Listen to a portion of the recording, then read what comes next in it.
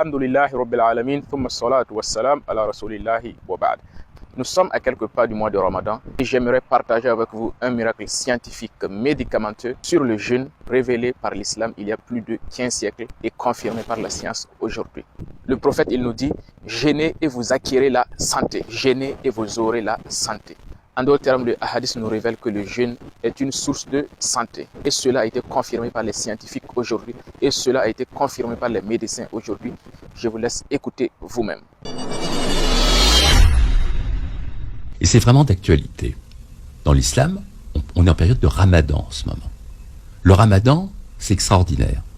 Parce que ça montre un lien très puissant entre la spiritualité et la santé. Vous savez, je suis adepte du jeûne séquentiel à pratiquer toute l'année. Et vous dites même que c'est une garantie d'avoir un poids stable. Oui, et au-delà. Tout le monde ne dit pas ça. Hein. Et au-delà. Ouais. À chaque seconde, on produit 20 millions de cellules pour remplacer nos cellules usées ou mortes. Et le risque d'errance de copie augmente avec l'âge, pouvant donner lieu à des cancers, des maladies d'Alzheimer. Quand on pratique ce jeûne, on renforce l'ADN, il y a moins d'erreurs de copie. D'ailleurs, le teint est plus clair, plus tonique, moins d'asthme, moins d'allergie, moins de rhumatisme. En fait, on lutte contre notre obsolescence programmée. On laisse au corps le temps de régénérer, de se réparer. Vous savez, digérer, c'est pas rien. On fait travailler une dizaine d'organes. Le foie, les reins, le pancréas, le côlon, c'est une usine. Et tout se passe comme si dans une vie, il y avait un nombre de repas limité à prendre. C'est ça que vous expliquez dans votre livre, très bien.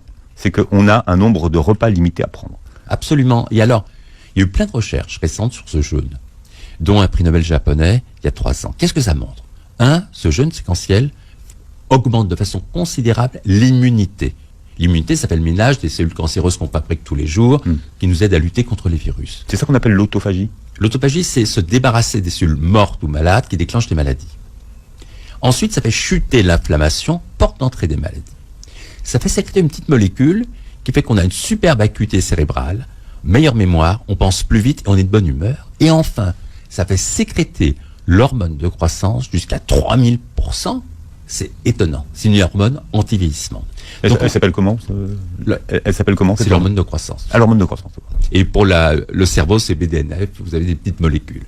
Alors, globalement, ce jeûne séquentiel, c'est très intéressant parce que Ramadan, en ce moment, montre à quel point il faut jeûner. C'est une ouverture extraordinaire. Et je veux dire que, en dehors de cette période de Ramadan, il y a d'autres jeûnes dans la religion musulmane qui continuent. Et quelque part, quand je me suis beaucoup intéressé au Coran, et j'ai beaucoup appris. Tu as rencontré des théologiens au Maroc. Et j'ai été rencontrer des théologiens au Maroc pour essayer de mieux comprendre.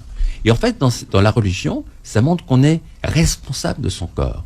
On est comme locataire de son corps, on doit en prendre le plus grand soin. C'est un dépôt, quoi. On a le corps en dépôt. On est en dépôt, on est responsable. Et quelque part, le Ramadan correspond à une forme de purification intérieure. Vous savez, on parle souvent de détox, mais à un moment donné, si votre corps, vous le poussez tout le temps à vous alimenter sans vous arrêter, vous allez l'user. Vous savez, tous les 5 jours, on refait complètement la tapisserie des intestins, on refait toutes les cellules. Alors, je vous dis pas, si vous êtes tout le temps en train de pousser en alimentation, vous avez aujourd'hui en France, on meurt pas de carence ou de faim, on meurt d'excès. Donc, quelque part, de pouvoir, par le jeûne, avoir la maîtrise de soi, pour une optimisation de soi aussi.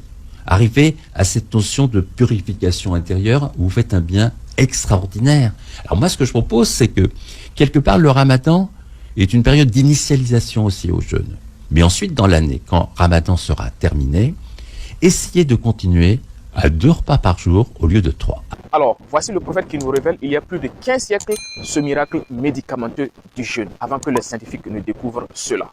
Alhamdulillah, pour ceux qui ont toujours des doutes sur l'islam, voici là encore une fois de plus une des preuves de la véracité de l'islam. Alors, je vous invite à l'islam. Venez pour qu'on puisse jeûner ensemble, afin que nous nous retrouvions ensemble au paradis via la porte des jeûneurs, via la porte à Rayyan du paradis.